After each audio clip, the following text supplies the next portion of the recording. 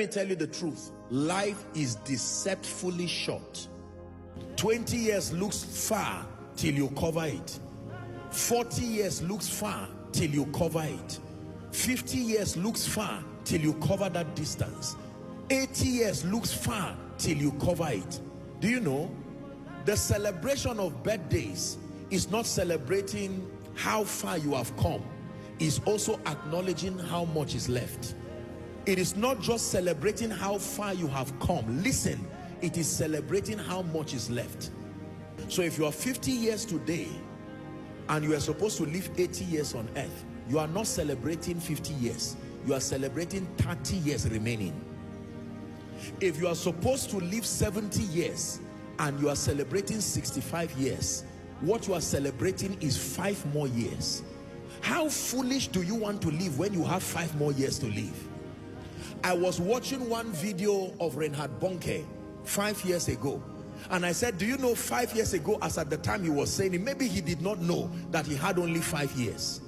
There are people who, as at January, they died in May. They didn't know that when they celebrated New Year, it was 5 more months to live. How would you live if you knew? Not to make you afraid. Imagine that by some way God reveals to you now that by December I will call you home. That means this is June, Abi, July, August, September, October, November, December. You have 6 more months.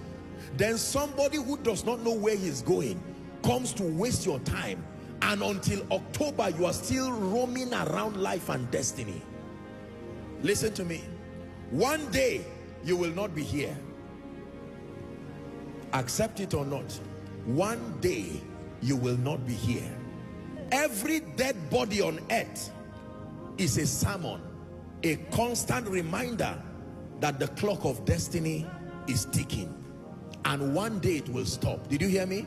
Every dead body you see today, from today, see it as a sermon. Don't just see it as a corpse. Every dead body. Some of those dead bodies were stubborn while they were alive. Some of those dead bodies were arrogant. They said they would not die. Some of those dead bodies carried stubborn spirits. Some of those dead bodies carried arrogant spirits. Some of those dead bodies carried wicked spirits. Some of those dead bodies carried godly and prepared spirits. But in any case, it's now a dead body. You don't call a dead body a preacher. You don't call a dead body an armed robber. Let me tell you the truth. My life changed when I began to walk in the consciousness of the brevity of life. It didn't put fear. It just brought an awareness in me. When people die, especially people around at least my ministerial sphere of influence, I'm usually the first they reach, and they say so person has died. You see that? And while I condone with the family and console them, I use that dead body as a message again. There was a day that dead body had a sermon too. There was a day that dead body had a preacher say, one day you will die, and the dead body said yes. Now that dead body is the one who is being used as the sermon. We are not called to fear death. It's not a wise way to live. We are called to be aware that life, like the hymn writer would say, life at best is very brief, like the falling of a leaf. Are we together? Like the binding of a sheaf. Life at best is very brief. Whether you listen and take me serious or not, here connected and following across the globe, one day if Christ tarries, your children or your grandchildren will have a cause to be surrounded around your corpse, and you will be dug 6 feet, and they will say, here lies the body of XYZ. The question is where you will be when all that is done, because this body you see returns to dust, but cessation of living never happens. You never cease living. Dimensions change. This is why it is foolish to live life as if you indefinitely have the power to decide whether you will go or not. It's not true. It's not true. It's not true. There are many people who were on earth. Do you know there are people who were alive on Sunday as I was preaching, but today they are gone? This Sunday, I mean Sunday. Maybe they were preparing to connect online again and listen next Sunday, and by this morning it was over already. So teach us to number our days. Teach us to number our days. When you have this understanding, you will focus on the things that matter, and you will not waste your time and your life on vanities. Are we together? Many of us today will not love the Lord and will not serve the Lord because of mundane things. Money, house, car. By the time you die, that car will not go with you. By the time you die, that promotion will not go with you.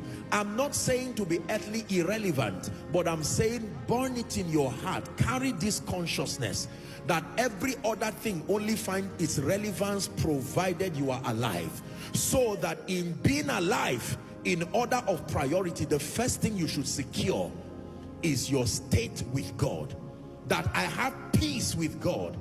And that you get to a point where, like Paul, you say, for me, to live is Christ and to die is gain.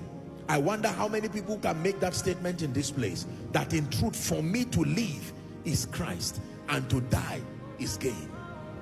If Christ tarries, I don't want to get out of this world as a defeated loser, a failure. No, no. I want to design my own exit by myself. That I would conquer life, finish my assignment with joy, be a blessing to creation, and with health and vitality and with joy, I would look at life and say, I came, I saw, I conquered. You sign out with honor and leave. To be absent in the body is to be present with the Lord.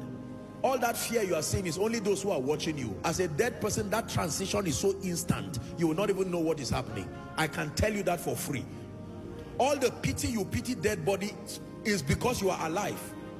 The person transiting is instant. That's it. Like the blinking of your eye, realities change immediately. And what becomes the compass to where you go after then is your believing in Jesus Christ, your walking in his ways, and living a life of meaning. I would not be so foolish as to make many things a priority above Jesus. No. Till he returns or calls me home, here in the love of Christ I stand. Till you return or call me home,